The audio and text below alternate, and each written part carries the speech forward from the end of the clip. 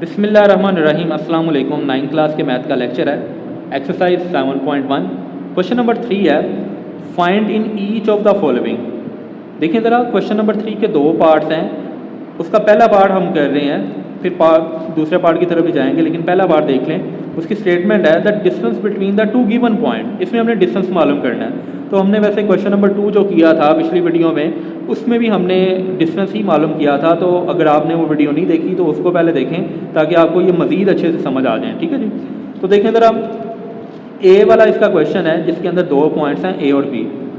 ठीक है, इनके दरमियान हमने डिस्टेंस निकालना है। तो फार्मूले को ए बी से शो करवाएंगे क्योंकि पॉइंट्स के नाम ए बी हैं।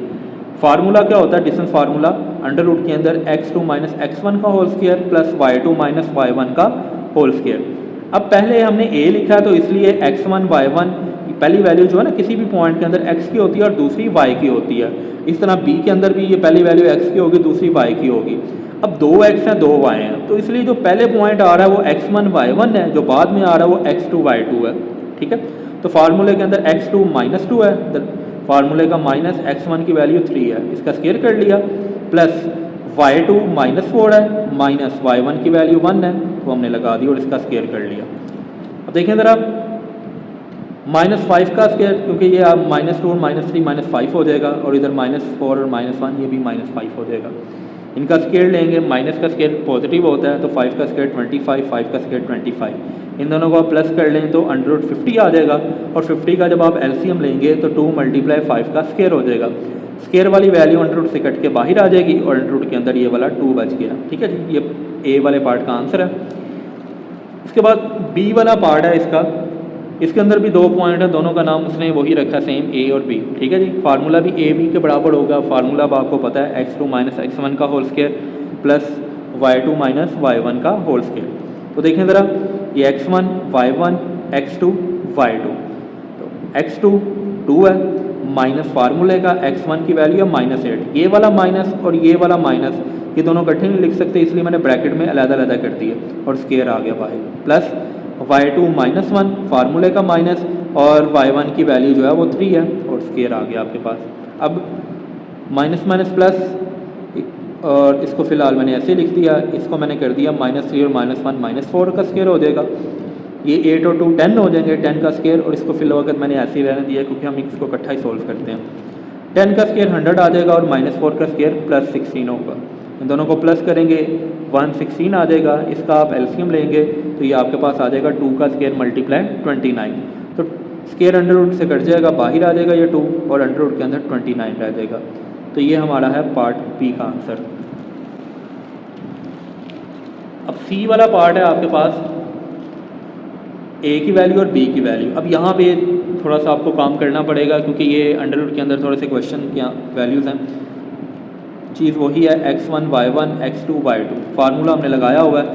देखें ज़रा, x2 माइनस x1 की वैल्यू -5 है, तो इसलिए मैंने इसको अलग-अलग कर लिया है, ब्रैकेट लगा दिया ताकि ये वाला माइनस और ये माइनस अलग-अलग नज़र आए, प्लस y2 माइनस y1 -1/√3 है, तो ये भी माइनस है, ये भी माइनस है, मैंने ब्रैकेट लगा ली।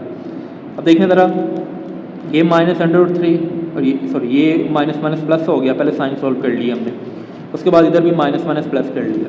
अब हम इनको सोल्व करते हैं जी। ठीक है, तो देखें ज़रा, -√5 और प्लस -3/5 है और प्लस √5, तो ये -2/5 हो जाएगा क्योंकि ये 1 है ना, इसके साथ जिसके साथ पूछना उसके साथ 1 है, तो 3 से 1 माइनस करेंगे तो 2 आ जाएगा।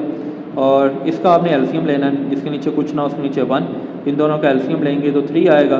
3 को 1 से डिवाइड करें तो 3 आता है, तो वो ऊपर मल्टीप्लाई हो जाएगा 3, तो 15 आ जाएगा। प्लस दरमियान में 3 को 3 से डिवाइड करें 1 आता है, 1 ऊपर वाली वैल्यू से मल्टीप्लाई करें तो 1 आ जाएगा।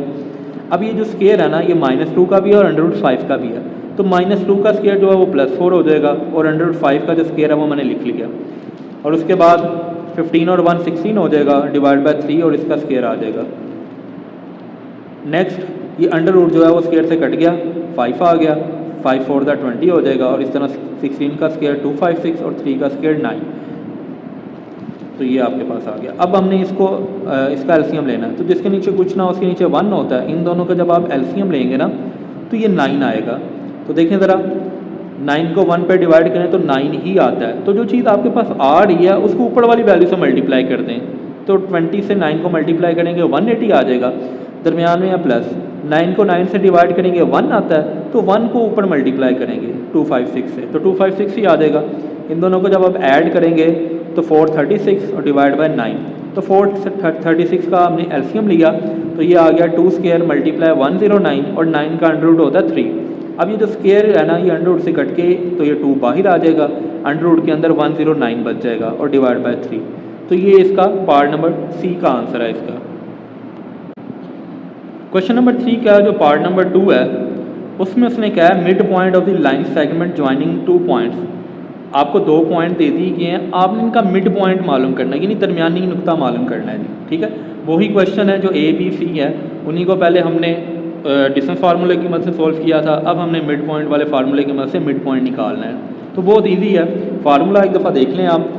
मिड पॉइंट एक्स वाई जो है वो बराबर होगा x1 plus x2 divide by 2, comma y1 plus y2 divide by 2, ठीक है जी। ये सिंपल क्वेश्चन आ जाएगा। तो वही x1 y1 x2 y2, तो यहाँ से अब हमने वैल्यू निकालनी है। देखें ज़रा, x1 3 है, x2 जो है -2 है, तो मैंने लहदा कर दिया डिवाइड बाई 2, y1 1 है प्लस ये वाला y2 -4 है, ठीक है। अब मैंने साइन सॉल्व करने हैं, प्लस माइनस माइनस और इधर प्लस माइनस माइनस, तो देखें ज़रा 3 - 2 1 हो जाएगा डिवाइड बाई 2, और 1 - 4 जो है -3 हो जाएगा, क्योंकि साइन बड़ी रकम वैल्यू का आता होता है डिवाइड बाई 2। तो यही इसका आंसर है। सिंपल सा इस तरह मिड पॉइंट हम निकालेंगे। उसके बाद है बी वाला, तो बी वाला जो है हमारे पास ए और बी इसका नाम है। तो मिड पॉइंट आपके पास है एक्स वाई, फार्मूला वही x1 plus x2 divide by 2, comma y1 plus y2 divide by 2।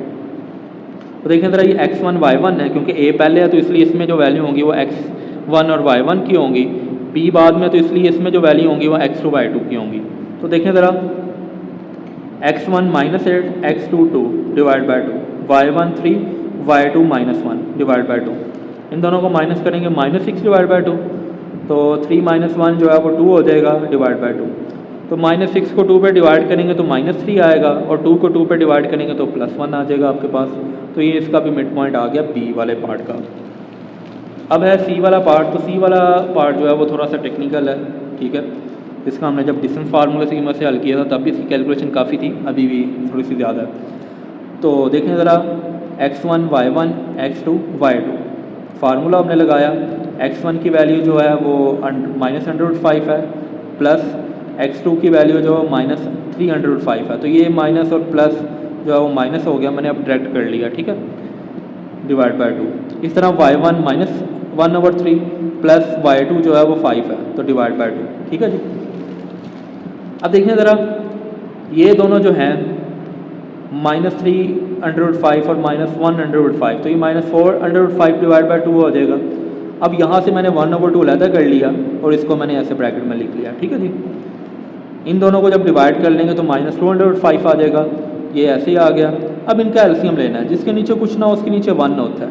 3 और 1 का एलसीएम लेंगे तो 3 आएगा, 3 को 3 पर डिवाइड कर दें 1 आता है, 1 ऊपर मल्टीप्लाई हो जाएगा तो -1 आ जाएगा।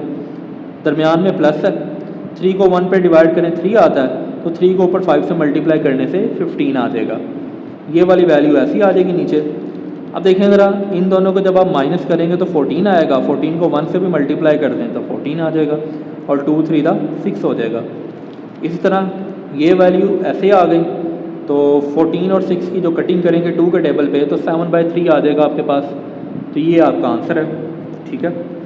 उम्मीद है आज का लेक्चर आपको समझ आया होगा। अल्लाह हाफिज़।